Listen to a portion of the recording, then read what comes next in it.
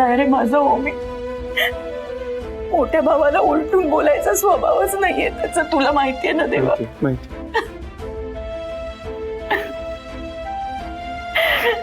देवी आई माझ्या ओमीच्या पाठीशी उभी राहा ग. कोण रडू? ओमीला परत आण देवा.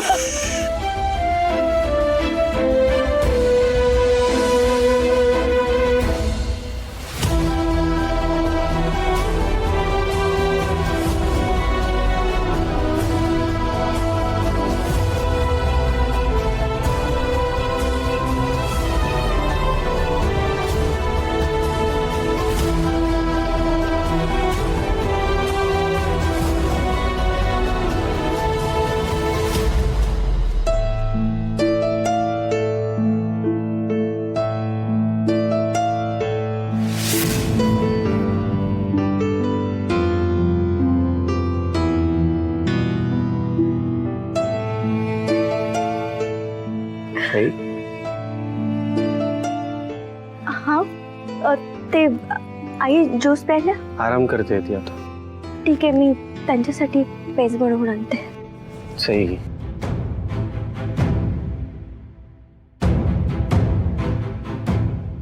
सही काय झालंय? काय होऊन बसलंय देवांश? आता कुठे आपल्या घरात सुधारणा होत होती, सगळं काही व्यवस्थित व्हायला लागलं होतं. मला ना मी अपराधी वाटायला लागली होता. तुम्हाला का अपराधी असल्यासारखं वाटतं? अंजली माझीच बहीण आहे ना.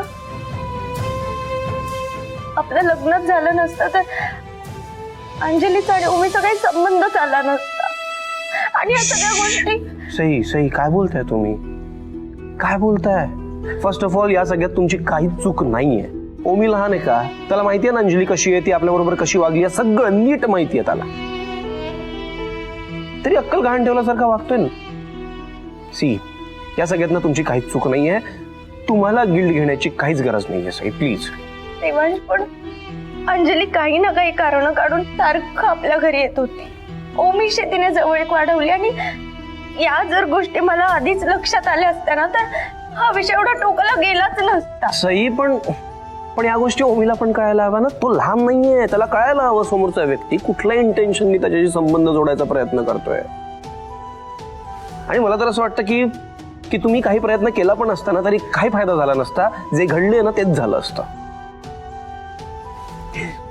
एनिवे सई, आता हे सगळं का झालंय, कोणामुळे झालंय, कसं झालंय हे सगळं डिस्कस करायची वेळ नाहीये ही. आता या सगळ्या प्रॉब्लेम मधनं बाहेर कसं पडायचं याचा विचार करायला हवा आपण. आणि हे तुम्हीच म्हणता ना नेहमी, तुमचंच वाक्य आहे. आणि विसरलात का? We are team. आपण एक टीम आहोत आत्ता. आपल्या टीम मधला एक मेंबर असा खचला तर चालणार आहे का आपल्याला?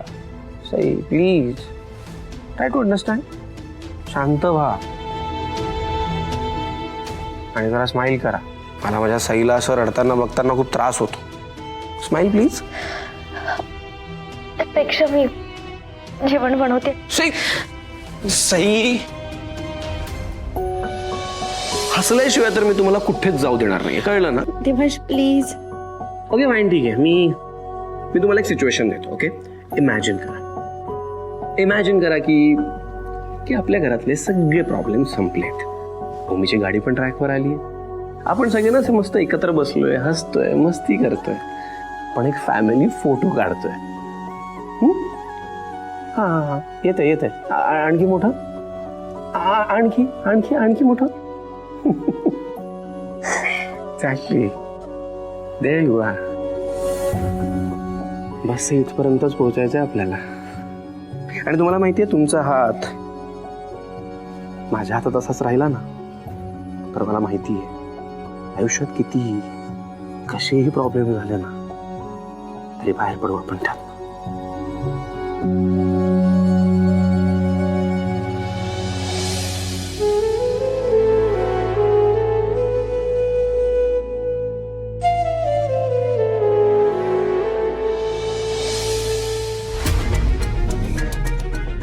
तू काय काय केलंयस ना सगळं माहितीये मला. खरी स्वार्थी तू आहेस वहिनी. तुझ्यासारखा कपटी आणि घाणेरडा विचार करत नाहीये. हो मी तुझ्या वहिनीशी बोलतोय तो माफी माग त्यांची. तुझा काहीतरी गैरसमज होतोय. गैरसमज आधी झाला होता, आता मला कळलं की तू खरी कशी आहेस म्हणून.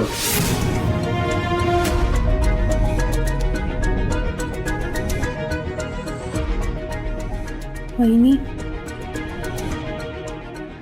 वहिनी रिया, काय झालं? कसला विचार करतेस? काही नाही. तुला काही हवंय का? नाही मला काही नकोय, उलट तुलाच काही हेल्प हवी होती का हे बघायला आले होते मी. वहिनी तू ठीक आहेस ना? मला ना या ओमीचा खरंच खूप राग आलाय. बघितलंस ना कसा वागतोय तो. अक्षरशः आंधळा झालाय तो तिच्या प्रेमात आणि घरच्यांशी इतका उलटून बोललाय, दादाशी भांडलाय तो. रिया, ओमी मुळात ना आपला असं नाहीच आहे.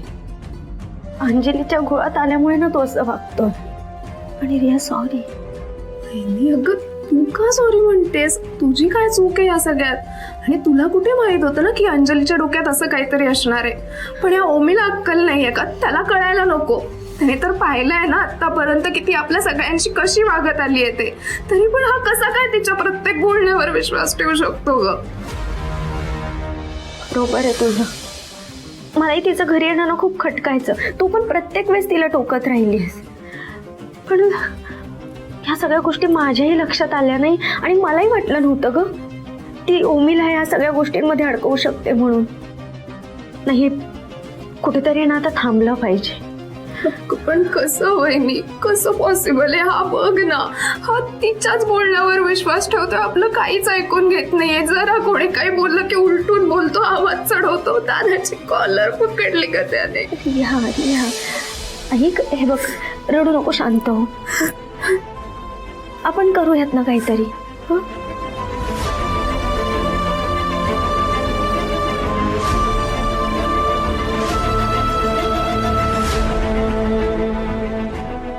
रिया, मी आलेच.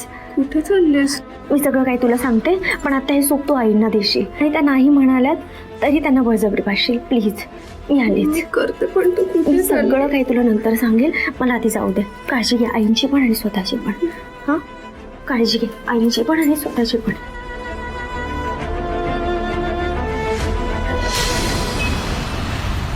आई, सई? आई अंजली कुठे? सई अगं अचानक कशी काय आलीस? अंजली कुठे मामा? सई सई अगं काय झालंय काय? ए बाई, एवढा जॉब काय चाललाय माझ्या लेकीच्या नावाचं? काय झालं? सगळं काही सांगते मी, पण आधी अंजलीला बोलवा. कुठे आहे ती? सई अगं काय झालंय? आई, मामा अंजलीने अक्षरशः हद्द पार केली.